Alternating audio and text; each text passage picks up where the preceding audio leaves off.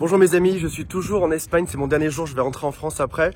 Et je vais vous faire cette petite vidéo si vous le voulez bien. C'est une vidéo qui est chiante, je vous préviens à l'avance en fait. C'est quelque chose qu'on a soit pas envie d'entendre ou soit c'est trop long en fait. Mais c'est un sujet qui est, à mon sens, en tout cas qui change ma vie. Donc voilà, je vous le partage. Si jamais c'est pas intéressant, vous me le dites. Si c'est intéressant, vous me le dites. Ça consiste à remettre en cause ses certitudes. Je t'explique. On nous a appris quand on était jeune une tonne de choses pendant toute la période de notre enfance, on était avec nos parents. Par exemple, nos parents nous ont élevés.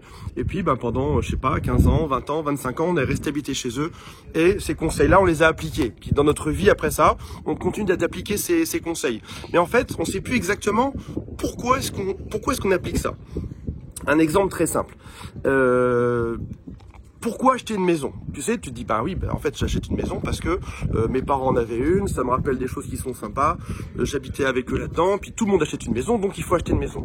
Mais si tu réfléchis bien, si tu remets un peu en cause ces certitudes, tu te dis finalement, si je réfléchis bien, cette maison que je vais acheter, avant, je la possédais pas.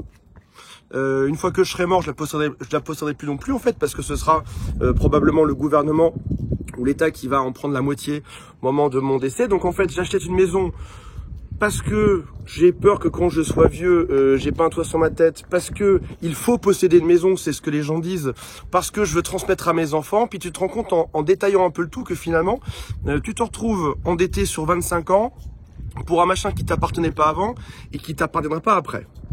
Alors, en tout cas, c'est ma vision, et peut-être que les gens pensent différemment, mais en tout cas, voilà, c'est le genre de certitude où je me suis toujours dit qu'il fallait que j'aille acheter une maison, mais quand je réfléchis bien aux vraies raisons de l'achat, je me rends compte que c'est basé sur des choses qui me correspondent pas, qui sont pas exactement vraies. Je les achète plus parce que je suis dans un schéma qui m'apprend ça que pour une vraie envie derrière. Alors, il y a une jolie expérience là-dessus, ça consiste, c'était une expérience qui a quasiment 50 ans aujourd'hui. Ils mettent des singes dans une cage et ils mettent une échelle et puis lorsqu'il y a un son qui retentit, quand il y a une sonnerie, ils apprennent aux singes à monter sur l'échelle. Donc ils en mettent un petit coup d'électrocution. À l'époque, il y a 50 ans, tu avais le droit. Aujourd'hui, peut-être un peu moins le droit. Et puis ce qui se passe, c'est que lorsque la sonnette sonne, les singes montent, etc. parce qu'ils savent que c'est électrifié. Et puis ce qu'ils font au fur et à mesure, c'est qu'ils mettent des nouveaux singes et ils les laissent s'adapter à ça. Ils n'électrocutent plus le sol. Donc les singes montent toujours par habitude. Et puis à un moment donné, ils enlèvent tous les anciens singes qui savaient que c'était électrocuté en bas. Et lorsqu'il y a sonnerie, les singes montent toujours sans savoir du tout pourquoi est-ce qu'ils font ça. Donc aujourd'hui, moi je suis dans un mode où j'ai pas réellement envie de me retrouver comme un singe dans une cage. Et je décide qu'il fait que ça change. Donc je revois chacune des choses de ma vie en me demandant est-ce qu'il y a un vrai sens pour moi ou pas. Un autre exemple. J'ai un ami qui est juste là et je lui fais l'exercice. Je lui dis c'est quoi ton plus grand rêve? Il me dit habiter à Montréal. Je lui dis pourquoi t'y vas pas? Il me dit parce que j'ai des enfants.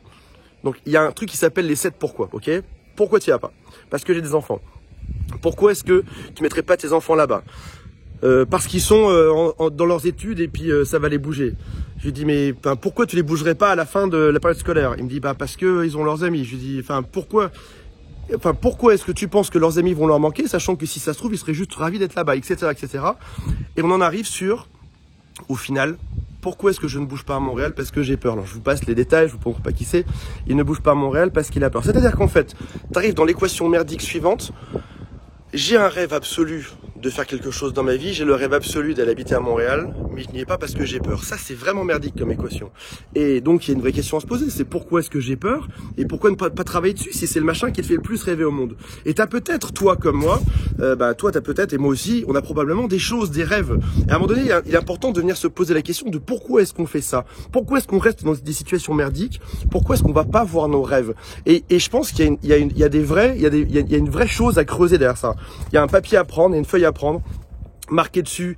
Ça paraît bateau comme conseil, ça paraît, on me dit ouais mais c'est facile à faire Antoine, enfin voilà, etc. Mais prends une feuille, marque, ou surtout sur ton téléphone, marque quels sont mes rêves, quelles sont les choses que j'ai envie de réaliser, qu'est-ce que j'ai envie de faire aujourd'hui, qu'est-ce que j'ai envie de bouger dans ma vie, où est-ce que je me vois d'ici 3 ans. Tu sais, c'est la question qui fait chier en entretien, ça. Où est-ce que vous voyez dans 3 ans? En fait, pourquoi est-ce qu'on se la pose jamais?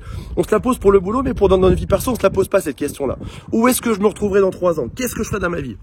Donc, ce que je te propose comme exercice aujourd'hui, si jamais tu as tenu jusqu'ici dans ma vidéo, je pense que c'est un sujet que personne ne veut entendre au passage. Mais ce que je te propose aujourd'hui, c'est prends une feuille, prends un stylo, Marque tes rêves, marque tes 3-4 rêves, les endroits où tu vas aller, les machins que tu veux faire, les gens que tu veux rencontrer, le style de vie que tu veux avoir, le genre de personnes avec qui tu veux traîner, le genre d'endroit où tu aimerais être. Est-ce que c'est en hôtel de luxe? Est-ce que c'est je sais pas, en Thaïlande, dans une petite bicoque? Est-ce que c'est de fréquenter tel type de personnes, des gens connus, des acteurs ou quoi? Et à un moment donné, marque-les ces rêves, et tout est possible dans la vie. Pourquoi pas les écrire et pourquoi se demander quelle est la raison qui fait que je ne réalise pas ces rêves? Et tant qu'on se pose pas la question, on restera sur des équations merdiques qui font qu'on va se bloquer. C'est pas un jugement, j'ai les mêmes, tu vois. Mais en tout cas, il faut débloquer ça, il faut avancer. La seule façon de le faire, c'est de le noter, de visualiser, d'écrire sur une feuille et comprendre avec les 7 fois pourquoi est-ce que je ne réalise pas mes rêves? Pourquoi je ne m'autorise pas à aller à l'endroit que j'ai envie d'aller? Pourquoi je m'autorise pas à être heureux de la manière dont j'ai envie moi-même? Voilà, j'espère que tu as aimé cette vidéo. Si jamais tu veux d'autres conseils, je vais mettre un petit lien juste en dessous avec des conseils que j'envoie par email qui ressemblent à ceci, beaucoup, une fois par jour. Et si jamais tu aimes ça, bah voilà, clique simplement dessus, c'est juste en dessous. Et dans tous les cas, je t'embrasse. Salut, bye.